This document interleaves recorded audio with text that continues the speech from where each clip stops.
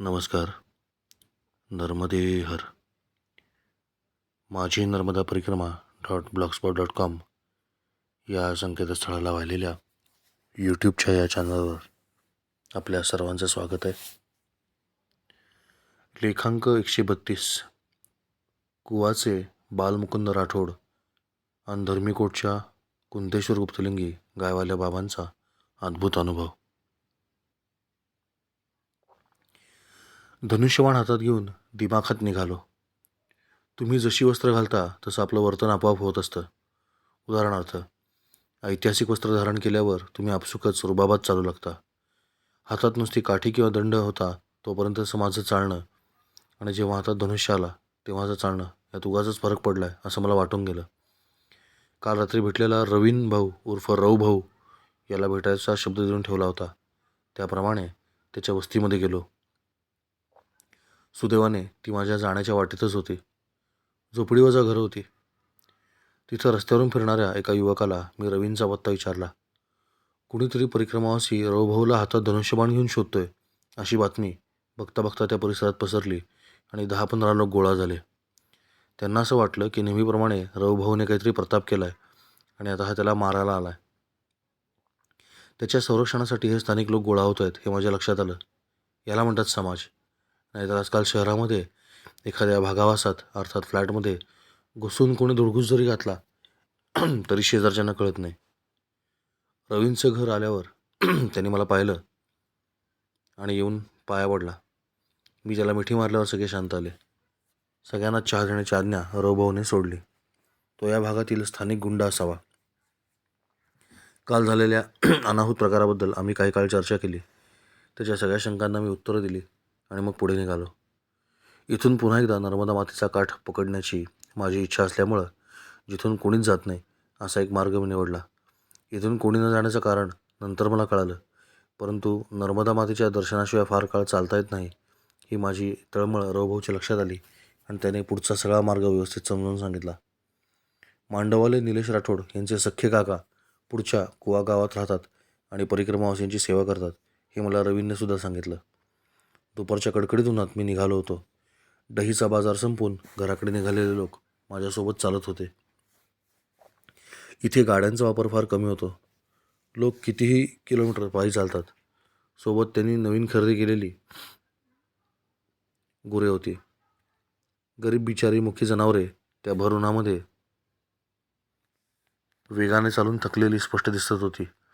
त्यांच्या तोंडातून फेस वाहत होता.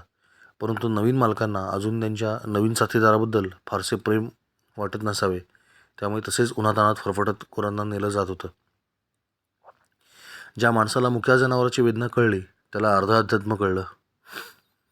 वाटेत लोक चहा पाजत होते, परंतु त्या भयानक गरमीमध्ये चहा देखील नकोसा वाटत होता. एका घरामध्ये चहासाठी बोलवले. त्यांच्या दारामध्ये हापसा होता. मी त्याला विनंती केली की एक टब हापशाच्या इथे ठेवावा. त्याने मोठा टब आणला. मी त्यात पाणी भरून ठेवले. वाटेतून जाणारी गुरे ते पाणी आनंदाने पिऊ लागली. आधी मी हापसत होतो, परंतु नंतर गुरे घेऊन जाणारी माणसेच पाणी हापसू लागली आणि तहानलेल्या मुक्या जीवांना पाणी पाजण्याची माझी इच्छा नर्मदा मातेने अशा रीतीने पूर्ण केली. मी त्या माणसाला सांगितले की दर गुरुवारी तू इथे फक्त एक टब ठेवत जा, तुला खूप पुण्य मिळेल. ही कल्पना त्याला देखील आवडली. जे पिंडी ते ब्रह्मांडी हे महासत्य आहे. अर्थात स्वतःवरून दुसऱ्याची परीक्षा करीत जावी. रामदास स्वामी म्हणतात, आपणास चिमोटा घेतला तेणे कासावीस झाला, आपणावरून दुसऱ्याला राखत जावे. स्वतःवरून दुसऱ्याची परीक्षा करीत जावी.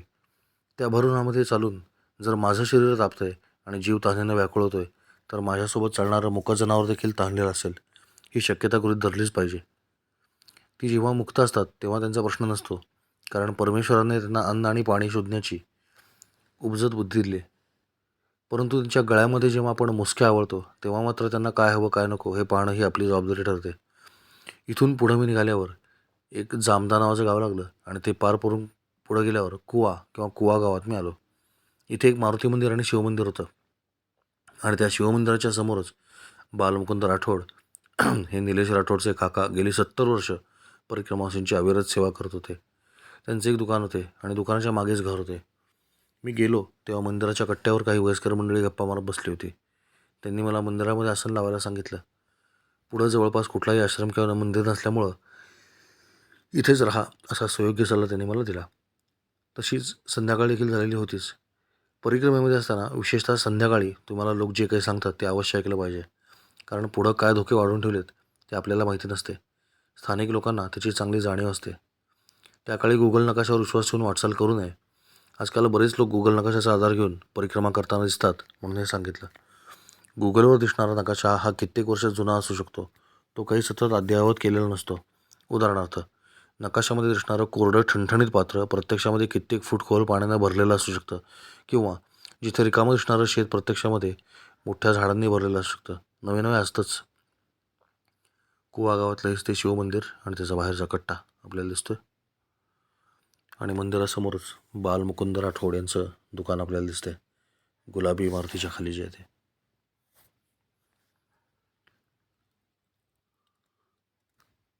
गावातलं एकमेव दुकान असल्यामुळं चांगली वर्दळ इथं असते.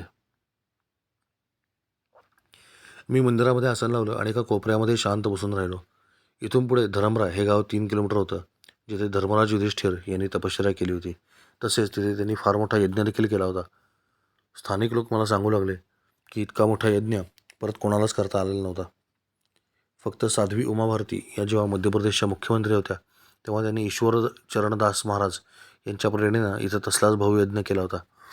इथे धर्मीकोट नावाचे धर्मराजाचे स्थान आणि पुढे हिरणफाळ नामक प्रसिद्ध स्मशानघाट बघून पुढे कोटेश्वराकडे जायचं असं नियोजन मी मनातल्या मनात करत होतो. असं नियोजन परिक्रमेमध्ये आपण करायचं नसतं हे माहिती असून देखील मन त्याचं काम करत होतं.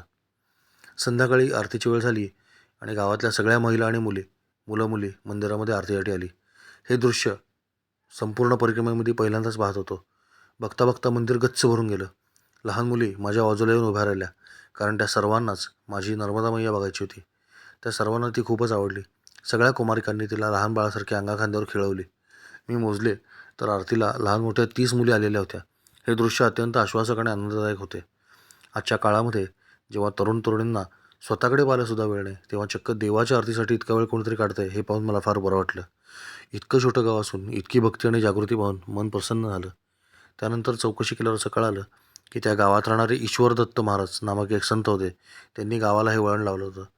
गावामध्ये आदिवासी आणि राजपूत क्षत्रिय लोक होते. गेल्या गेल्या दर्शन राठोडांनी अप्रतिम असा गोड मसाला ताक पाजलेला होतंच. रात्री सुंदर अशा दालभाटीचा बेत त्यांनी केला आणि त्यांनी पोटभर खाऊ घातलं. सोबत गुळ होताच. स्वतःचंच दुकान असल्यामुळं परिक्रमावासींची सेवा करणं त्यांना थोडंसं सोपं जात असेलही, परंतु तरी देखील वाटेतील सर्वच दुकानदार काही अन्नदान करत नाहीत. त्यामुळे त्यांची ही कृती विशेष अभिनंदनीय होती. कारण सलग 70 वर्ष अशी सेवा सुरू ठेवणं हे काही येरागवाळ्याचं काम नाही. रात्री मुक्कामाला मंदिरात झोपू नका, तर आमच्या घरी या असं सांगायला एक जण बालमुकुंद राठोडांच्या घरी आले. मंदिराच्या चौकातच समोर त्यांचं मोठं घर होतं. टुमदार 2-3 मजले बांधलेले होते. हेच ते घर आहे. यांचं नाव होतं ठाकूर वीरेंद्रसिंह चौहान. घराच्या वरच्या मजल्यावर मोठी सभागृह वजा खोली होती, परंतु ती शेकडो किलो गव्हाने भरली होती. त्यामुळे ते मला खाली घरामध्ये आसन लावा म्हणत होते. परंतु परिक्रमेमध्ये परिक्रमावासीने कधीही कोणाच्या घराच्या आतमध्ये जाऊन आसन लावू नये असा शास्त्रसंकेत आहे. त्याला अनेक कारणं आहेत आणि ती अत्यंत महत्त्वाची अशी कारणं आहेत. मुख्य कारण असं की तुम्ही आपल्या घरादाराचा काही काळापुरता त्याग करून सांसारिक मायेचा विसर पाडावा म्हणून परिक्रमेला आलेला असता. अशावेळी कोणाच्या घरामध्ये राहिलं की पुन्हा ती माया तुमच्या डोक्यावर स्वार होऊ शकते. घरातील आईवडील, पतीपत्नी, मुलं बाळं पाहून तुम्हाला तुमच्या घरची आठवण येण्याची शक्यता असते. दुसरं कारण म्हणजे तुम्ही जरी परिक्रमेच्या तीव्र वैराग्य वृत्तीमध्ये राहत असाल तरी त्या घरातील सदस्य तितके वैराग्यपूर्ण असतीलच असं नाही. त्यातून देखील काही नवीन समस्या उद्भवू नये हा शास्त्रकारांचा स्पष्ट हेतू असावा असं वाटतं. तिसरं कारण म्हणजे तुमच्या हातून जर काही चूक झाली तर त्यामुळे तुम्ही बदनाम नव्हता, संपूर्ण नर्मदा परिक्रमा परंपरा बदनाम होत असते. तुम्हाला तिथे नावाने कोणी ओळखतच नाही. एक परिक्रमावासी हीच तुमची खरी ओळख असते. पुरुष परिक्रमावासीला सुद्धा म्हणूनच तर लोक आव मैया असं म्हणताना दिसतात. त्यामुळे आपली जबाबदारी शतपटीने वाढते. तुम्ही पर्यटक म्हणून अमेरिकेत फिरायला गेलात तर तुम्ही कसे वागू शकता, आणि तुम्ही भारत देशाचे राजदूत म्हणून जर अमेरिकेमध्ये गेलात तर तुम्ही कसे वागावे अशी कल्पना करून बघा, म्हणजे तुमचा फरक लक्षात येईल. नर्मदा परिक्रमावासी हा नर्मदा मातेचा जणू राजदूत असतो. परिक्रमावासीचे पाय अंगणाला लागणं म्हणजे नर्मदा मातेच्या अंगणामध्ये आगमन होणं असा भाव नर्मदा खंडातल्या प्रत्येकाचा असतो. त्यामुळे अंगणापर्यंत अवश्य जावे. गरज पडल्यास ओसरीमध्ये बसावे. खुर्चीवर किंवा तखत किंवा बिछाण्यावर बसू नये. आताही वीरेंद्रसिंह ठाकूर यांना मी सांगितलं की मी घरामध्ये झोपणार नाही. बंगल्याला गच्ची आहे, त्या गच्चीमध्ये मी झोपू शकतो. त्यांचा चेहरा पडला. गेले 6 महिने कोणीच त्या गच्चीमध्ये गेलं नव्हतं, कारण वरती जाणाऱ्या जिन्यामध्ये मधोमध मधमाशांचं फार मोठं मोहोळ लागलेलं होतं. साधा दिवा जरी लावला तरी सगळ्या मधमाशा एकदम उडायच्या. मधमाशा किती भयानक असू शकतात याचा जीवघेणा अनुभव मी पूर्वी घेतलेला आहे. सज्जनगड किल्ल्याला खालून परिक्रमा करूया अशी एकदा इच्छा झाली. गडावर सेवेसाठी राहिलेला बदलापूर इथला सागर रामदासी नावाचा एक मुलगा होता. तो देखील माझ्याबरोबर परिक्रमेसाठी येण्यास तयार झाला. साधारण 2 तासांचं अंतर आहे. धाब्याच्या मारुतीपासून आम्ही खाली उतरून चालायला सुरुवात केली. ब्रह्मपिसा नावाचं स्थान आहे. त्याच्याबरोबर खाली डोंगरामध्ये एक घळ आहे असं माझ्या लक्षात आलं. उन्हाचा तडाखा होता आणि वणवे लागून गडावरचं सगळं गवत जळून गेलं होतं. फक्त त्या गवताच्या देठाचे टोकं जमिनीत वर आलेली होती, तेवढी शिल्लक राहिली होती. ती पायाला फार टोचायची, म्हणून क्षणभर त्या गळीमध्ये बसूया असं ठरवलं. आतमध्ये एक सुंदर नैसर्गिक पाण्याचं छोटंसं टाकं होतं. आनंदाने मी पाणी पिण्यासाठी वाकलो. शेजारी एक मोठा गोल दगड होता. थोड्याच वेळात त्या दगडातून आवाज येऊ लागला आणि पाहिल्यावर माझ्या असं लक्षात आलं की तो गोल दगड बिगड काही नसून आगी गांधीड मधमाशांचं प्रचंड मोठं पोळं होतं. एका क्षणात सगळ्या माशा उडाल्या आणि त्यांनी आमच्यावरती हल्ला केला. मी आणि सागर अक्षरशः पळत सुटलो. उजवीकडे दगडांचा उंच उंच कडा आणि डावीकडे खोल दरी अशा भूगोलातून आम्ही 100 मीटर स्पर्धा धावतात त्या गतीने धावत होतो. खाली पडलं तरी मृत्यू होता आणि समोर तर आणि मागे तर साक्षात मृत्यू लागलेलाच होता. अशा रीतीने पळत आम्ही संपूर्ण गडाची परिक्रमा केली. पुढे एक तुटलेला कडा आहे, तिथे आम्ही अचानक वळलो आणि मधमाशा सरळ निघून गेल्या. गवताचे खुंट पायामध्ये घुसून दोघांचे पाय रक्तबंबाळ झाले होते. परंतु या अनाहूत प्रकारामुळे आमची परिक्रमा मात्र केवळ 25 मिनिटांमध्येच आटोपली आणि एक नवा जागतिक उच्चांक प्रस्थापित झाला. माझे आजही खुले आव्हान आहे की कोणीही 25 मिनिटांमध्ये सज्जनगडाला परिक्रमा करून दाखवावी. ते केवळ अशक्य आहे. केवळ मधमाशांच्या जीवघेण्या हल्ल्यामुळे तो पराक्रम शक्य झाला. त्या प्रसंगामध्ये सागरला 2 माशा वाईट पद्धतीने चावल्या होत्या आणि मी थोडक्यात बचावलो होतो. परंतु त्या दिवसापासून मनामध्ये मधमाशांचं पोळं दिसलं की एक अनामिक भीती बसलेली होती. परंतु नर्मदा परिक्रमेमध्ये सुद्धा जर तुम्ही तुमच्या जुन्या संस्कारांचं जतन, संगोपन आणि संवर्धन करणार असाल तर परिक्रमा व्यर्थ आहे असा विचार करून मी त्यांना सांगितलं की हरकत नाही, मी गच्चीवर जाऊनच झोपेन. आणि शांतपणे कुठलाही आवाज न करता मी गच्चीमध्ये गेलो. मधमाशांना उग्र दर्प, धूर तसंच अचानक आलेला उजेड किंवा मोठा आवाज याचा त्रास होतो हे नेहमी लक्षात ठेवावं. अगदी हातातला दंडसुद्धा मी लपवून नेला. मधमाशांच्या अनेक जाती आहेत, त्यातली ही कमी तापट जात होती. गच्चीमध्ये गेल्यावर मी स्वच्छ झाडून ती गच्ची स्वच्छ केली आणि मधोमध आसन लावून मस्तपैकी आकाशाकडे पाहत झोपलो. या गच्चीमध्ये आसन लावण्याचा अजून एक स्वार्थ होता. इथून दूरवर नर्मदा मातेचं अतिशय सुंदरसं दर्शन होत होतं. याचा अर्थ मी पुन्हा एकदा नर्मदा मातेच्या खूप जवळ आलो होतो. वीरेंद्रदादा रात्री बराच वेळ माझ्याशी गप्पा मारत बसले. नर्मदा खंडामध्ये राहणारे जे जिज्ञासू लोक आहेत ना, ते अशा शेकडो परिक्रमावासींशी, साधू संतांशी गप्पा मारून, सत्संग करून अत्यंत ज्ञानी आणि विद्वान झालेले आहेत. तुम्हाला त्यांच्या प्रत्येक वाक्यातून ते जाणवते. त्यामुळे अशा लोकांना काही शिकवण्यापेक्षा त्यांच्याकडून आपण शिकलेलं फार उत्तम असतं. बरेचदा एखादा प्रश्न भाबडेपणाने विचारून ते तुम्ही नक्की किती पाण्यात आहात याची परीक्षा पाहत असतात. मी वीरूभाईकडून परिसरातील राजकारण, समाजकारण, अर्थकारण, धर्मकारण याची माहिती घेतली. याबाबतीत माझं मत स्पष्ट आहे की काही साधकांच्या मध्ये परिक्रमेमध्ये आपण नसत्या भानगडीमध्ये पडू नये. परंतु रामदास स्वामी असं सांगतात की पहिले ते हरिकथा निरूपण, दुसरे ते राजकारण, तिसरे ते सावधपण सर्वविषयी, चौथा तो अत्यंत साक्षेप, फेडावे नाना आक्षेप, अन्याय बहु अथवा अल्प, क्षमा करते जावे. त्यामुळे आपण आपल्या जीवनापासून धर्मकारण, समाजकारण, अर्थकारण, राजकारण हे वेगळं काढूच शकत नसतो. वस्त्राचे जसे उभे आडवे धागे असतात तशी ही वरील सर्व प्रकारच्या धाग्यांची घट्ट वीण आहे ज्याने आपलं आयुष्यवस्त्र बनलेलं आहे. त्यामुळे यातला एकच काहीतरी पकडून चालणं हे एकांगी ठरेल असं मला वाटतं. आपले जीवन समग्र असावे, एकांगी नसावे. एकांगी जीवन जगण्याचे तोटे काही विशिष्ट समाज सध्या भोगत आहे. त्यांना एकांगी जीवन जगायला भाग पाडणारी परिस्थिती किंवा नॅरेटिव्ह काही चतुर परंतु कुटील लोकांनी आधीच उभे करून ठेवलेले होते. त्याचा हा परिभाग आहे. त्यामुळे आपले समाजवस्त्र हळूहळू जीर्ण होत गेले, विरत गेले. एक एक धागा उसवला की वस्त्र फाटायला वेळ लागत नाही. त्यामुळे प्रत्येक धाग्याचा मजबूतीने सांभाळ करणे आवश्यक असते. त्या रात्री एक चमत्कार झाला. वीरेंद्रसिंह यांनी मला संपूर्ण गप्पा मारण्याच्या नादात कालावधीमध्ये सुमारे 3 लिटर थंडगार पाणी फ्रीजमधलं आणून पाजलं. मी देखील वेड्यासारखा पाणी पीत गेलो. हे असं का झालं याचा उलगडा दुसऱ्या दिवशी झाला. ते पुढे सांगतोच. रात्री 11 वाजेपर्यंत वीरूभाई आणि मी गप्पा मारत बसलो होतो. त्यांच्या गुरुदेवांचा आश्रम धर्मराय गावामध्ये डुबक क्षेत्रामध्ये बुडून गेला होता. त्याचा जीर्णोद्धार त्यांनी आरंभला होता. 3 ते 4 करोड रुपये खर्च अपेक्षित होता. मला मंदिरं बांधण्याचा थोडासा अनुभव असल्यामुळं माझ्या असं लक्षात आलं की इतका खर्च करण्याची गरज नाही. त्या क्षेत्रातले तज्ज्ञ असलेले माझे मित्र श्री बाळासाहेब वाल्हेकर तथा भाऊ यांचा फोन क्रमांक पाठ असल्यामुळं मी त्यांचा भाऊंशी संवाद घडवून दिला. त्यातून बरेच खर्च कमी होण्याचे मार्ग त्यांना मिळाले. किमान 40% तरी बांधकामाचा खर्च कमी होईल अशा संकल्पना आम्ही त्यांना सांगितल्या. योगायोगाने शेलार साहेब म्हणून माझे एक तहसीलदार मित्र आहेत, ते देखील वाल्हेकर भाऊंकडे आले होते. त्यांच्याशी देखील थोडं बोललो. रात्री आकाशाकडे पाहत छान झोप लागली. आकाश निरीक्षण जे करतात त्यांना प्रकाश प्रदूषण म्हणजे काय हे माहिती आहे. आकाश दर्शन करण्यामध्ये येणारा सगळ्यात मोठा अडथळा म्हणजे प्रकाश. आपल्याला ध्वनी प्रदूषण माहिती आहे, वायू प्रदूषण माहिती आहे, जलप्रदूषण माहिती आहे, परंतु प्रकाशाचं देखील प्रदूषण असतं हे फक्त अवकाश निरीक्षकांनाच माहिती असतं. ज्यांना आकाशाची ओळख नाही त्यांना सगळेच तारे एकसारखे दिसतात, परंतु ज्यांना आकाशातल्या तारकासमूह, ग्रह, नक्षत्र ओळखण्याची सवय, त्यांना या प्रकाशामुळे किती टक्के आकाश झाकळलं हे लगेच लक्षात येतं. जिथे जवळपास कुठलेही गाव नाही अशा ठिकाणी फार भरगच्च आकाश दिसतं. कुवा हे असं एक ठिकाण होतं की जिथून जवळपास कुठलंही मोठं शहर नव्हतं आणि एका बाजूला संपूर्ण नर्मदा मातेचा जलविस्तार असल्यामुळं, त्याच्या पलीकडे जंगल असल्यामुळं प्रकाश प्रदूषण जवळपास नव्हतंच. आकाश निरीक्षणासाठी हा परिसर म्हणजे पर्वणी आहे. अर्थात जोपर्यंत शूलपाणीच्या झाडीमध्ये वीज पोचत नाही तोपर्यंतच. सकाळी लवकर उठून अंधारातच सर्व आटोपलं. मधमाशांना त्रास होऊ नये म्हणून दिवे लावले नाहीत. विरुबाईंचे कुटुंबीय खूप धार्मिक होते, तसेच त्यांना सामाजिक कामाची देखील आवड होती. विरुबाईंनी स्वतः डहीमध्ये ITI उभं करण्यासाठी त्यांची 10 एकर जागा दान केली होती. हे आपण बघतोय सरकारचं ITI किंवा तंत्रशिक्षण संस्था याची संपूर्ण जमीन या राठोड कुटुंबियांनी दान केलेली. ही अतिशय मोक्याची जागा असूनही त्यांनी 1 रुपयासुद्धा न घेता केवळ आदिवासी मुलांचा विकास व्हावा यासाठी जागा दान केलेली होती.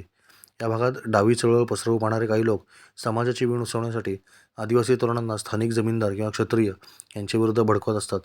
परंतु त्यांना वीरेंद्रभाईंसारखे एखादे उदाहरण समोर दिसत असूनही ते लोकांच्या पुढे मांडायचे नसते, कारण त्यामुळे त्यांची घट्ट वीण असलेलं समाजवस्त्र विदीर्ण करण्याचा हेतू साध्य होत नसतो.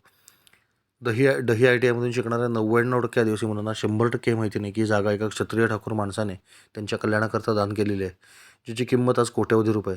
परंतु त्याच मुलांना डाव्यांकडून आम्ही कसे वंचित आहोत आणि आमच्यावर कसा अत्याचार झाला हे मात्र लगेच पटवून दिले जात असते. पुन्हा एकदा सर्वांना हात जोडून नम्र विनंती करून सांगतो, आपल्या धडावर आपलंच डोकं ठेवत चला. आपला स्वानुभव हाच आपला सर्वश्रेष्ठ गुरु माना. अगदी सख्या आईवडिलांनी सांगितलेल्या सुद्धा IQ माहितीवर चटकन विश्वास ठेवू नका.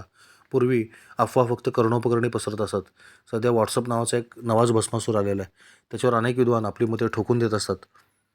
भोळ्या भाबड्या लोकांना तिथे लिहिलेले सगळेच खरे असे वाटत असते. बरं, लिहिणारे पुस्तक पंडित एवढे हुशार असतात की ते 90% बरोबर असलेलं असंच काहीतरी लिहितात आणि त्यात बेमालूमपणे 10% विष मिसळून देतात.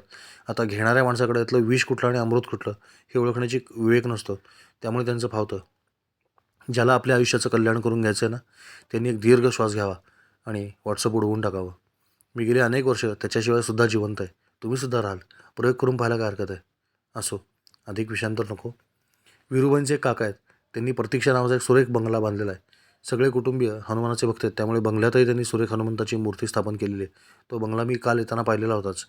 त्यांच्याच मदतीने त्यांनी कुवा गावामध्ये प्रवेश करताच एका टेकडीवर देखील भव्य असं हनुमंताचं मंदिर बांधले आणि मंदिराचा त्या परिसर अतिशय सुंदर असा होता. बघा, हेच ते कुवा गावातलं हनुमंताचं मंदिर. त्याचं हे प्रवेशद्वार आहे. वरती चिरैया आणि पक्षी सुंदर कोरला आहे, बनवला आहे.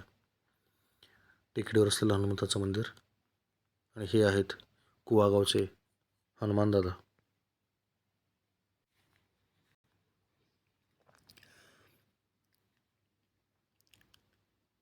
सकाळी जाऊन विरुबांच्या सोबत मी त्या मंदिराचं दर्शन घेतलं आणि आता मात्र पुढे निघालो. आजचा दिवस वेगळाच ठरणार होता याची मला कल्पना नव्हती. पहाटेचे 6:30 वाजले असावेत. मी झपाझप चालायला सुरुवात केली. एक ओढा ओलांडून पुढे कच्च्या रस्त्याला लागता क्षणी सर्वत्र डोंगर आणि जंगल दिसू लागले. मागची वस्ती मागे पडली आणि आता मी संपूर्णपणे जंगलातून एकटाच चालू लागलो. उजव्या हाताला एक मोठे मोठे डोंगर होते आणि रस्ता डावीकडे चालला होता. परंतु हिरणफाळ उजव्या हाताला कुठेतरी आहे असं मला कळालं होतं.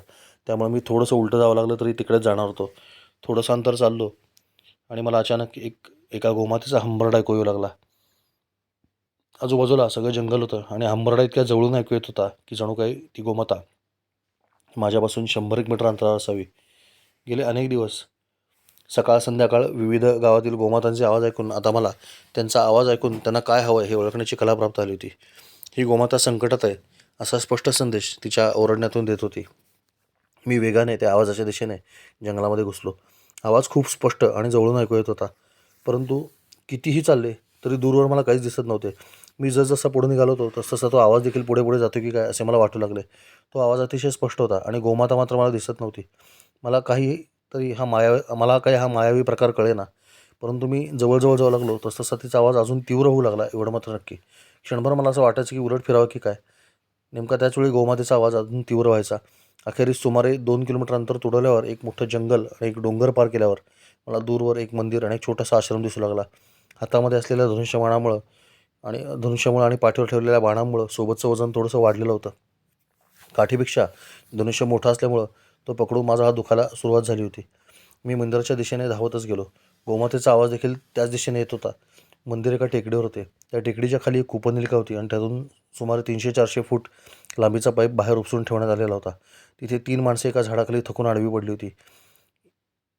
येताना दोन्ही तिन्ही हनुमंतांची दर्शनं घेतलेली असल्यामुळं मी त्यांना नर्मदे हर किंवा रामराम असे न म्हणता चक्क जय हनुमान म्हणालो. मला पाहता क्षणी तिघेही ताडकन उठले आणि धावतच येऊन त्या तिघांनी मला साष्टांग नमस्कार घालायला सुरुवात केली. या अनाहूत प्रकारामुळे मी गडबडलो. मी देखील त्यांना पाया पडू लागलो. परस्परो देवो भव. ते तिघे म्हणू लागले, महाराज की जय हो, सद्गुरुनाथांचा विजय असो. गुरुजी म्हणाले तसेच झाले. गुरुजी बोले ते वैसाही हुआ. जय हो गुरुदेव की. कोण गुरु, कोण महाराज, ते काय म्हणाले मला काहीच कळेना. मी त्यांना शांत करत विचारले की नक्की काय झाले.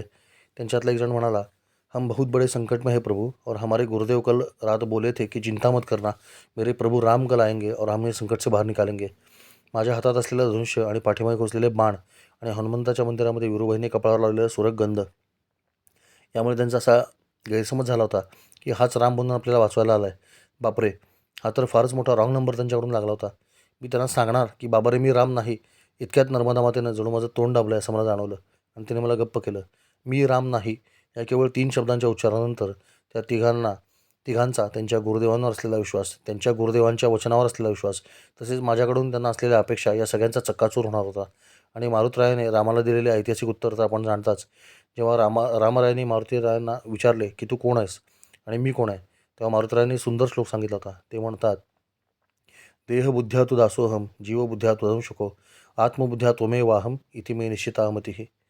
देहबुद्धीच्या पातळीवर मी तुमचा दास आहे, जीवभावे पाहू जाता मी तुमचा अंश आहे, आणि आत्मबुद्धीने पाहायला गेलं तर मात्र तू आणि मी एकच आहोत. आणि मला हे अगदी निश्चितपणे ठाऊक आहे, असं मारुतींचं वचन आहे. त्यामुळे त्या जास्ती चर्चा न करता मी त्यांना विचारलं की कुठेत गुरुदेव. तिघांनी देखील टेकडीच्यावर असलेल्या मंदिराच्या दिशेने हात केला. मी धावतच टेकडी चढलो आणि आश्रमामध्ये आलो. समोर 4 गायी बांधल्या होत्या. म्हणजे 2 गायी होत्या. एक तरुण वळू होता, जो आकाराने लहान होता परंतु सुंदर होता. एक अतिशय मोठा गीर जातीचा वळू होता. एवढा मोठा वळू मी माझ्या आयुष्यात पाहिलेला नव्हता. शेजारी उघड्यावर बाज टाकून एक आगडबंब बाबा आडवे पडले होते. मी गेलो आणि पुकारा केला, हर हर महादेव, क्या सेवा आहे गुरुदेव. मला बघितल्या क्षणी बाबा धडपडत उठले, बाजेवरून खाली आले आणि त्यांनी मला साष्टांग नमस्कार घातला. माझे दोन्ही पाय त्यांनी घट्ट पकडले. त्यांच्या अश्रूंनी माझ्या पायावर अभिषेक केला. या अचानक झालेल्या प्रकारामुळे माझ्या देखील अश्रूंचा बांध फुटला आणि महाराजांना खांद्याला धरून उभे करून मी मिठी मारली. महाराज जोरात ओरडले, आ. माझ्या लक्षात आले की त्यांना काहीतरी वेदना होत आहे.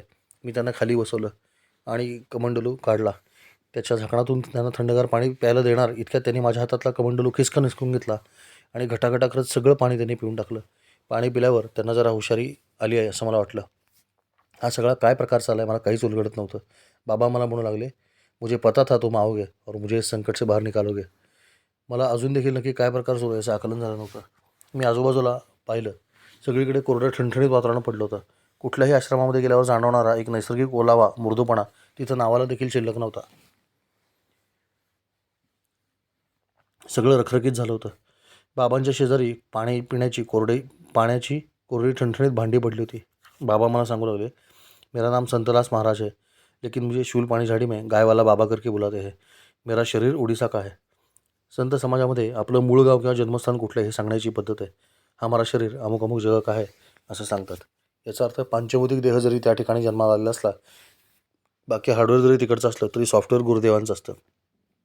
ऑपरेटिंग सिस्टीम वेगळी असू शकतेच ना. या संतांना गायवाला बाबा या नावाने ओळखण्याचे महत्त्वाचे कारण होते ते म्हणजे त्यांच्याकडे असलेल्या सर्वोत्तम गायी. एक काळ्या रंगाची अतिशय सुंदर आणि आदर्श अशी कपिला गाय त्यांच्याकडे होती. श्यामा असेलचं नाव. मगाशी मी पाहिलं तो भव्य दिव्य वळू देखील होता. श्यामसुंदर. अजूनही 2 चांगल्या प्रतीच्या गायी होत्या. हा वळू परिसरातल्या लोकांना ते लागवडीसाठी मोफत उपलब्ध करून देत असत. त्यामुळे यांचं नाव गायवाला बाबा पडलं होतं. उत्तम प्रजातीच्या देशी गाईच्या शुद्ध बीजाचा प्रचार प्रसार व्हावा हा उदात्त हेतू त्यामागे होता. हे फारच मोठे सामाजिक, धार्मिक आणि राष्ट्रीय कार्य ते करत होते. कारण मध्यंतरीच्या काळामध्ये दूध उत्पादनाच्या नावाखाली होल्स्टीन फ्रिजियन आणि जर्सी या डुकराच्या संकरापासून तयार केलेल्या नासक्या बियाण्याचा प्रचंड प्रादुर्भाव भारतामध्ये पाश्चात्य देशांनी घडवला होता. त्याची विषारी फळे आपण अजूनही चाकत आहोत. असो, तर ही झाली गायवाल्या बाबांची पार्श्वभूमी. परंतु गेले 4 दिवस बाबांच्या आश्रमात असलेले जे बोरवेल किंवा कूपनलिका होती त्याची मोटर जळली होती. हा संपूर्ण खडकाळ प्रदेश आहे. त्यामुळे नर्मदा मातेचा काठ जवळ असून देखील पाणी खूप खोल लागते हे आपण मागे देखील पाहिलं. हा आश्रम जरी नर्मदा मातेच्या काठावर असला तरी देखील उन्हाळ्यामध्ये सरदार सरोवर धरणातून पाण्याचा विसर्ग वाढला की या भागातल्या पाण्याची पातळी झपाट्याने खाली उतरते. आणि आता नर्मदा मातेचा किनारा या आश्रमापासून सुमारे 1.5 किलोमीटर लांब गेला होता. त्यामुळे पाण्याचा थेंब जरी हवा असेल तरी 1.5 किलोमीटर जाणं क्रमप्राप्त होतं. खाली असलेले जे 3 भाग होते ते 3 भगत होते. त्यातले 2 जण उत्तर प्रदेशमधून आले होते. त्यांनी आत्तापर्यंत 3 वेळा संपूर्ण मोटर उपसून काढली होती आणि पुन्हा बसवली होती. त्यामध्येच ते थकून गेले होते. कारण हे सर्व करताना त्यांच्याजवळ पिण्याच्या पाण्याचा थेंबही नव्हता. पवन नावाचा खुक्षी गावातला एक भगत होता जो रातोरात काढलेली मोटर इंदोरला घेऊन गेला होता आणि त्याने तिथून ती दुरुस्त करून आणली होती. परंतु तरी देखील मोटर काही फिरत नव्हती. तो बिचारा हेलपाटे मारून थकला होता. गंमत म्हणजे मला जरी गाईचा आवाज ऐकू आलेला असला तरी प्रत्यक्षामध्ये आश्रमात गेल्यावर 4ही गायी शांतपणे उभ्या असलेल्या मी पाहिल्या. 4 दिवस पाणी प्यायला न मिळाल्यामुळे त्या गायी इतक्या मवाळ झाल्या होत्या की विचारू नका. आता काही वेळात त्या मरतील की काय अशी त्यांची देहबोली सांगत होती. 4ही गायींच्या मागे रक्तासारखे लाल भडक गोमूत्र पडले होते. त्यांना आता देखील चक्क रक्तासारखी लाल भडक लघवी होताना मी स्वतः पाहिली. मग बाबा पाणी पिण्यासाठी आणि गायींना पाणी पाजण्यासाठी नर्मदा नदीवर का जात नाहीत असा प्रश्न माझ्या मनात पडला. इतक्यात बाबांनी देखील त्याचं उत्तर दिलं. बाबा म्हणाले की मी काही करायच्या लायकीचं राहिलेलो नाही. हे पहा, असं म्हणून त्यांनी त्यांच्या आगडबंब नगारासारख्याच्या पोटावर पांघरलेलं उपरणं बाजूला घेतलं. समोर जे दिसतंय ते पाहून माझ्या पायाखालची जमीनच सरकली. बाबांच्या छातीच्या खाली पोटाच्या वर साधारण आपलं उदरपटल असतं त्या भागामध्ये डाव्या बाजूला चांगली 1.5-2 इंच आकारची मोठी आणि खोल जखम झालेली होती. जखम चांगलीच चिघळलेली दिसत होती. जखम इतकी खोल होती की आतले अवयव दिसत होते. मला ती जखम पाहून क्षणभर शिसारीच आली. बाबांनी जखम पुन्हा एकदा झाकून घेतली आणि सांगायला लागले, कुछ दिन पहले यहाँ परिक्रमा में एक तांत्रिक आया था. बंगाली बाबा था. उसने मुझे बोला कि वह तंत्र मार्ग से मेरे पेट की सारी हवा निकाल सकता है. बाबा सांगत होते आणि मी आश्चर्यचकितून ऐकत होतो. उसने एक बड़ी पूजा करी, यज्ञ किया और उसी यज्ञ में उसने एक लोहे की सरिया गरम करी. वो गरम सरिया यहाँ घोप दी. असं म्हणत त्यांनी पुन्हा एकदा ती जखम दाखवली. फिर क्या, मैं बेहोश हो गया और तांत्रिक साला भाग गया. पानी की मोटर दिन रात चलती रही और जल गई. 2 दिन बाद ये पवन भगत आया और मुझे पानी पिलाया, इसलिए मैं जिंदा हूँ. लेकिन आप मुझे इस संकट से बाहर निकालना प्रभु. मैं जानता हूँ आप कौन है. मेरे प्राणों की रक्षा करना प्रभु.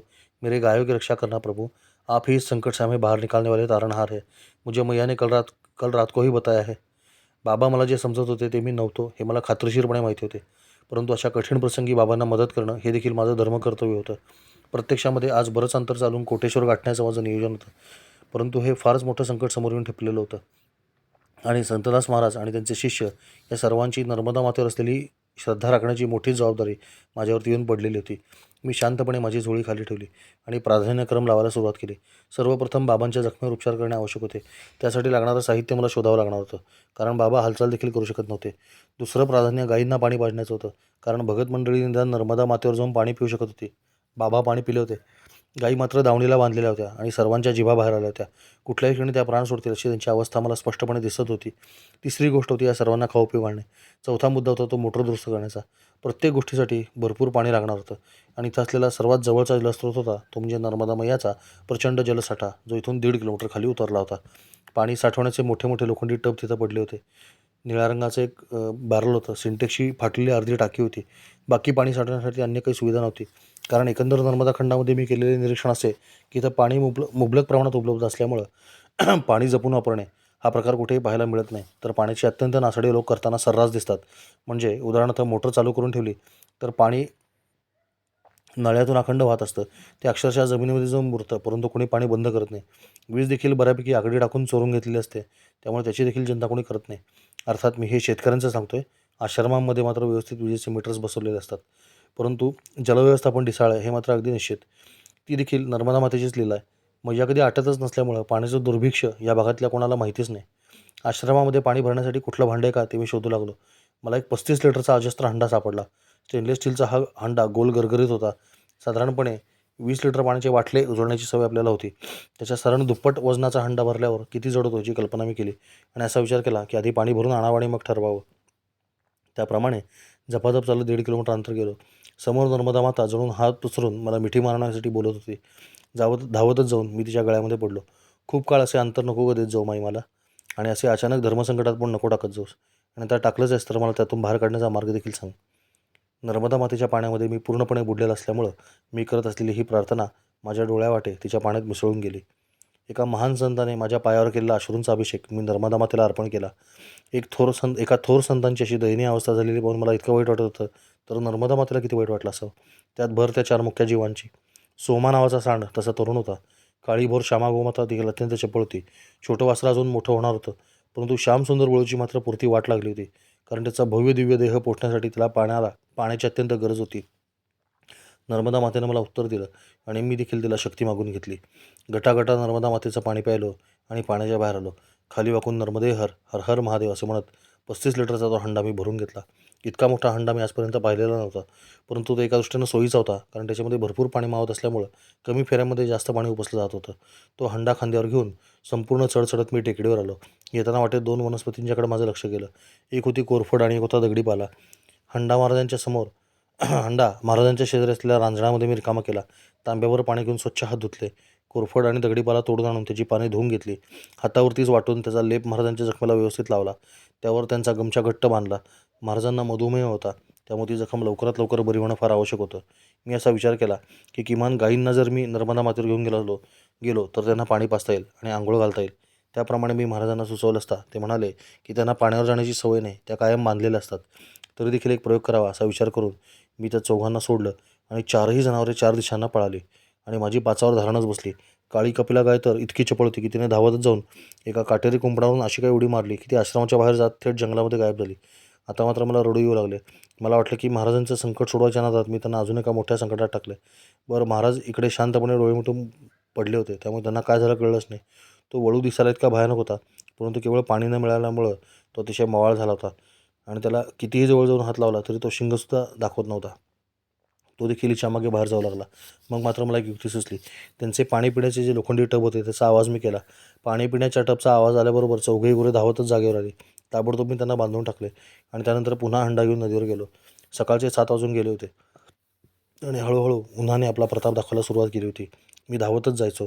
थेट मयाच्या पाण्यामध्ये उतरून डुबकी मारायचो आणि पटकन हंडाभर पाणी भरून बाहेर यायचो. इथे मगरी होत्या, त्यामुळे जास्त वेळ पाण्यात थांबणं शक्य नव्हतं.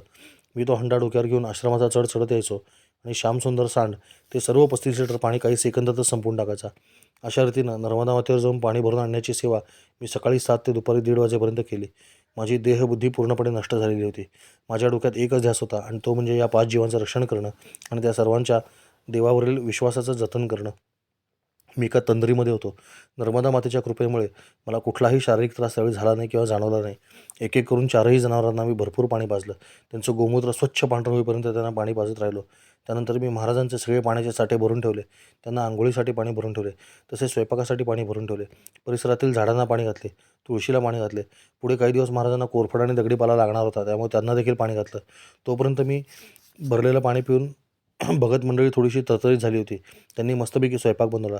1:30 वाजता सर्व पाण्याचे साठे भरून झाल्यावर मी महाराजांच्या पुढे येऊन बसलो. महाराजांनी लहान बाळाप्रमाणे मला जवळ घेतले आणि ते खूप रडले. मला म्हणाले, आता तू इथून जायचं नाहीस, हा आश्रम आता तुझा झाला, मला काहीतरी म्हणून दाखव. असे महाराज म्हटल्यावर मी त्यांना भगवद्गीतेतला 15वा अध्याय म्हणून दाखवला. तो त्यांना इतका आवडला की त्यांनी माझ्याकडून 4 वेळा म्हणून घेतला. त्यांना एक मराठी भजन देखील ऐकवले. आम्ही काय कोणाचे खातो, श्रीराम आम्हाला देतो, हे ते वचन होतं. त्याचा अर्थ देखील महाराजांना सांगितला आणि त्यांना तो खूप आवडला. स्वयंपाकाची सिद्धता होत होती तोपर्यंत कुंतीमातेनं स्थापन केलेले गुप्तलिंग बघून ये, असं महाराजांनी मला सांगितलं. त्यांच्या आश्रमाच्या पलीकडं डोंगराच्या उत्खननामध्ये मातीत लपून ठेवलेलं हे मंदिर सापडलं. महाराज तिथं 30 वर्ष राहत आहेत. त्यांनी हळूहळू यथाशक्ती या मंदिराचा जीर्णोद्धार केलेला आहे. अजून बरीच कामं बाकी आहेत असं ते म्हणाले. मंदिरात जाण्याचं द्वार खड्ड्यामध्ये होतं. सर्वात खालच्या पातळीला नंदीदेव होता. पुन्हा नवीन बांधलेल्या 3 पायऱ्या चढून वर आल्यावर मंदिराचं छोटंसं दार होतं. आतमध्ये उतरायला पायरी नसून उडी मारून जावं लागायचं. आतमध्ये काही पुरातन मूर्ती, पार्वतीच्या मूर्ती आणि महादेवाची पिंड होती. या महादेवाला कुंतेश्वर महादेव असं देखील म्हणतात. कुंतीने स्थापन केलेलं गुप्तलिंग म्हणून कुंतेश्वर. इथेच धर्मराजाने देखील तपस्या केली आहे. इथून 2 किलोमीटर पुढे गेल्यावर हिरणफाळ नावाचं ठिकाण आहे, जिथे एका गर्भिणी हरणीच्या मागे लागलेल्या सिंहापासून सुटका करण्यासाठी तिनं नर्मदा मातेची प्रार्थना केली होती. तिच्या भक्तीवर प्रसन्न होऊन नर्मदा मातेनं ती हरणी जिथं उड्या मारेल तिथे दगडांची निर्मिती केली आणि अशा रीतीने हरणी नर्मदा मैया पार करून पळून गेली, अशी या स्थानाची आख्यायिका आहे. या संपूर्ण परिसरामध्ये जुन्या भग्न मंदिरांचे अनेक अवशेष आढळतात. तसेच बरीचशी मंदिरं जलमग्न झालेली आहेत. स्वतः ती दगडंसुद्धा जलमग्न झालीत. कुणकेश्वर महादेवाच्या आजूबाजूला देखील अनेक जुन्या मूर्ती आणि मंदिरांचे भाग खांबांचे पडलेले इकडे तिकडे दिसत होते. इथे अजून एक गुप्त मंदिर होतं, ज्याला फक्त छोटंसं आणि मांजरात जाईल अशा प्रकारचं एक प्रवेशद्वार होतं, परंतु आत काय ते कळत नव्हतं. या परिसराचा तुम्हाला अंदाज यावा म्हणून एका व्हिडिओमध्ये मला सापडलेले काही स्क्रीनशॉटसोबत जोडतोय. बाकी या भागाचे फारसे फोटो उपलब्ध नाहीत. मंदिराच्या शेजारच्या टेकडीवरून दिसणारी नर्मदा मातेचं विलोभनीय रूप. इतक्या दूर जाऊन मला पाणी आणावं लागत होतं. या मधल्या टेकडीला वळसा मारून जावं लागायचं. इथे सर्वत्र अशी शिवलिंग स्थापन केलेली दिसतात. हेच आहेत परमपूज्य संतदास महाराज उपाख्य गायवाले बाबा. त्या मोठ्या अंड्यामुळं पिचल्यामुळं मी महाराजांना सांगून ठेवलं होतं की एक 10-12 किलोचा छोटा अंडा पण आणून ठेवा. तो आता आणून ठेवलेला आपल्याला या चित्रामध्ये दिसतोय आणि अजूनही त्यांनी पोटाला बांधले बघा. आतमध्ये बऱ्याच देवांचे फोटो पूजेमध्ये ठेवले होते. त्यातला हा साधुयोगी माझ्या विशेष लक्षात राहिला. हेच ते छोटंसं दार असलेलं गुप्त मंदिर. आतमध्ये काय काही कळत नाही. परिसरामध्ये अशा अनेक भग्न मूर्तींचे अवशेष सापडतात. आता उदाहरणार्थ ही विष्णूची मूर्ती बघा. मूर्तीच्या खांबावर लावण्याच्या तोडी इतस्ततः पडलेल्या आपल्याला दिसतात. मंदिराच्या खांबावर लावण्याच्या तोडी इतस्ततः पडलेल्या आपल्याला दिसतात. साधारणपणे या तोडींच्या आकारावरून मंदिराच्या भव्यतेचा अंदाज आपल्याला लावता येतो. कोरीव कामाची शैली बघता हे साधारण 1200 ते 1500 वर्ष जुनं मंदिर असावं असा माझा अंदाज आहे. कुठल्याही 5 मूर्ती एकत्र दिसल्या की त्यांना 5 पांडव म्हणून सांगण्याची पद्धत आपल्याकडे रूढ झाली आहे. तसंच इथं देखील सांगतात. परंतु इथलं महादेवाचं कुंतेश्वर हे नाव, किल्ल्याचं धर्मी कोट हे नाव आणि गावाचं धर्मराय हे नाव सूचित करतं की खरोखरच महाभारतातल्या पांडवांशी निगडीत असं हे क्षेत्र असावं. म्हणजे हे केवळ पुरातन क्षेत्र नाही तर खरोखर पांडव क्षेत्र आहे. श्री कुंतेश्वर महादेवांचं दर्शन आपण आता घेऊयात. हे आहेत कुंतेश्वर महादेव. पार्वती मातेची मूर्ती म्हणून इथे ठेवलेली मूर्ती कुठल्या तरी नरदेवाची, ज्याच्या हातात शिवलिंग आहे आणि 4 हात आहेत. चक्र पण एका हातात. शिवलिंग मात्र अतिशय अद्भुत आहे. 4 दिवस महादेवाला अभिषेक झाला नव्हता, त्यामुळे मी या अभिषेक पात्रामध्ये देखील पाणी भरून आलो होतो. मंदिराचं दगडी बांधकाम खूप चांगलं आहे. हा वरचा दगडी घुमट आहे. मूर्तीतज्ञांनी कृपया या मूर्तीवर प्रकाश टाकावा अशी प्रार्थना आहे. जुन्या मंदिरातले सुंदर असे भौमितिक आकार इथं चक्क कोनाड्यामध्ये दिवे लावण्यासाठी वापरण्यात आलेत. याच्यातून कळतं की नंतर बांधलेलं मंदिर आहे. उत्खननामध्ये सापडलेल्या अशाच एका सुंदर मूर्तीला भग्न भागाच्या ठिकाणी शेंदूरपासून डोकं विकत तयार करून देवी म्हणून पूजलेलं आहे. हा त्याच मूर्तीचा पायाकडचा भाग आहे. मंदिरातलं जुनं जोतं दाखवताना एक स्थानिक भक्त. हे एक संग्रहित छायाचित्र आहेत सगळी. मंदिरामध्ये नव्याने बांधण्यात आलेला भाग या 3 पायऱ्यांचा आणि नंदिकेश्वर महादेव हे मंदिराचं प्रवेशद्वार आहे. आतमध्ये उडी मारून जावं लागतं, खोल आहे ते. इथे भव्य दिव्य असं पुरातन मंदिर होतं असे सूचित करणाऱ्या अनेक गोष्टी तर आजही विखरून पडलेल्या आहेत. या भागामध्ये शास्त्रोक्त पद्धतीनं उत्खनन केल्यास फार मोठ्या मंदिराचे अवशेष मिळण्याची शक्यता आहे. भारतीय पुरातत्व खात्याचं लक्ष आम्ही इथं वेधू इच्छितो. मंदिराकडे उतरण्याचा हाच खड्ड्यातला रस्ता. शेजारीच गायींचं शेणखत येऊन पडले. इथे लगेचच महाराजांची कोठी आहे. आपल्या स्थानावर निवांतपणे बसलेले गायवाले बाबा. इथेच मी त्यांना गीता आणि गीतं ऐकवली होती. श्यामा कपिला गाय आणि तिचं वासरू ही फार चपळ आहे. हा आहे सोमा सांड. नेमका श्यामसुंदर सांड त्या व्हिडिओमध्ये दिसला नाही. तो कोटेश्वरच्या महाराजांनी गायवाल्या बाबांना भेट दिला. तो नेहमी मागच्या बाजूला बांधलेला असतो. त्याचं डुरकणं वाघाच्या डरकळीसारखं भयानक आहे. महाराजांनी आपल्या आश्रमामध्ये सुंदर असे कबीराचे दोहे लिहून घेतले आहेत. याच ठिकाणी गायी बांधलेल्या होत्या आणि खालची फरशी लाल भडक गोमूत्रानं माखलेली होती. ते हेच ठिकाण आहे. आता पाण्याची पाईपलाईन आलेली दिसते बघा इथं, ती तेव्हा नव्हती. पोथी पडी पडी जगमुआ पंडित भयानक होय, ढाई आकर प्रेम का पडे सो पंडित होय. गुरु गोविंद दो उकडे काके लागू पाय, बलिहारी गुरु अपने गोविंद दीजो बताए। प्रभु इतना दीजिए जामे कुटुंब समाय, मैं भी भूखा ना रहूं साधू न भूखा जाए, असे दोहे ते लिहिलेत. शेणखताचा चक्क डोंगर आपल्याला इथं दिसतोय आणि त्याचं सगळ्यात जास्त श्रेय हे श्यामसुंदर सांडायला जातं. भयंकर खात होतो. हे आता जे गवळ दिसतंय ना हिरवळ, हे तेव्हा नव्हतं काय, सगळं वृक्ष होतं. असं काटेरी कुंपण संपूर्ण आश्रमाला घातलं असून अशाच कुंपणावरून उडी मारून मागच्या बाजूने मी सटकलो होतो. तो प्रसंग पुढे येईलच. आणि असं काटेरी कुंपण पूर्ण आश्रमाला घालण्यात आलं. याच जंगलातनं आणि डोंगरावरनं आश्रम शोधत मी इथं आलो होतो. छोटासा डोंगर आहे. अगदी असेच आश्रमाचे दर्शन आलेलं मला झालं होतं. फक्त आता जी हिरवळ दिसते ना ती सगळं वाळलेलं होतं. त्यांच्या पोटाला मी असंच बांधून दिलं होतं. बहुतेक महाराजांनी पुढे देखील उपचार चालू ठेवलेले आहेत. त्यांची प्रकृती लवकर बरी हो अशी नर्मदा मातेच्या चरणी प्रार्थना आहे. इकडे महाराजांचे गावातील गांजाप्रेमी भक्त येऊन बसले आणि सर्वजण मिळून गांजा फुंकू लागले. मी गुपचूप आतमध्ये जाऊन भोजन प्रसाद आटोपून घेतला. महाराज भगत लोकांना सांगत होते की आता हा आमचा चेला आलेला आहे. त्याच्या ताब्यात आश्रम देऊन आम्ही अमरकंटकच्या दर्शनाला जाणार आहोत. तो गायींची आणि आश्रमाची उत्तम काळजी घेणार आहे. इतके सारे भक्त इथे येत आहेत हे जर मला आधी कळलं असतं तर मी त्या सर्वांना मदतीला घेऊन खूप लवकर पाणी भरलं असतं. परंतु गांजा पिणाऱ्या लोकांच्या बाबतीत एक गमतीशीर गोष्ट असते. त्यांची प्रत्येक कृती अतिशय मंद असते. त्यांच्या मेंदूवर गांजाचा प्रभाव असल्यामुळं झटपट कृती करण्याची आणि झटपट निर्णय घेण्याची त्यांची क्षमता नष्ट झालेली असते. त्यामुळे एक प्रकारे ते बरेच झाले. इकडे बाबांनी सगळ्या लोकांना जखम दाखवली तेव्हा माझ्या असं लक्षात आलं की संपूर्ण जखमेला आता खपली धरलेले, जी फारच आनंददायी गोष्ट होती. गांजाच्या वासाचा मला त्रास होऊ लागला म्हणून मी हळूच माझं आसन उचललं आणि बाबांना म्हणालो की मी मंदिराच्या जवळ आसन लावतोय. मगाशी श्यामा कपिला गायनं कुठून उडी मारली होती ते ठिकाण मी पाहून ठेवलं होतं. हळूच तिथे गेलो आणि चक्क उडी मारून आश्रमातून मी चक्क पोबारा केला. कारण गायवाल्या बाबांची मोठीच माया होती. त्यांना फार काळ नकार देणं मला जमलं नसतं. त्यापेक्षा त्या चित्रातून अदृश्य होणं ही मी सोपा उपाय म्हणून पत्करला. कारण जर मी तिथं अडकलो असतो तर माझी परिक्रमा चातुर्मास लागण्यापूर्वी पूर्ण झाली नसती. आणि शिवाय माझा जितका कार्यभाग होता तितका मी चोख बजावला होता. त्यामुळे मला जाण्यापासून कोणी अडवू शकलं नसतं. मी जंगलामध्ये गायब झालो आणि मागून मला बाबांचे भगत हाका मारत असलेले दिसले. परंतु त्यांना मी दिसत नव्हतो. भक्तांसाठी मी जसा प्रकट झालो तसाच अंतर्धान देखील पावलो होतो. बाबांना बहुतेक लक्षात आले असावे. मी जिथे उभा होतो तिथे उभारूनच त्यांची मनोमन क्षमा मागितली. संतदास महाराज उर्फ गायवले बाबा उदार अंतकरणानं मला क्षमा करतील याची मला खात्री आहे. कारण माझा शुद्ध अंतस्थ हेतू त्यांना नक्कीच माहिती असणार. समोरच दिसणाऱ्या नर्मदा मातेला सांगितलं की नर्मदा मैया, मी परिक्रमेमध्ये तुझ्या दर्शनासाठी आलेलो आहे. तरी कृपा करून असल्या परीक्षा घेऊन माझे सत्व पाहू नकोस. बरीच परिक्रमा पूर्ण करायच्या आधीच अशा एखाद्या प्रेमळ आग्रहाला बळी पडून स्थानधारी झालेले आहेत. मला तसे काही करायचे नव्हते. त्यामुळे मी अतिशय वेगाने जंगलातला मार्ग पकडला. आजच्या दिवशी मी जितका घाम गाळला तितका संपूर्ण परिक्रमेमध्ये कधीच गाळला नाही.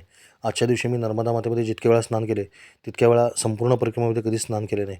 आजच्या दिवशी मी नर्मदा मातेचं जितकं पाणी प्यायलो तितकं पाणी उभ्या आयुष्यात मी कधी प्यायलो नाही.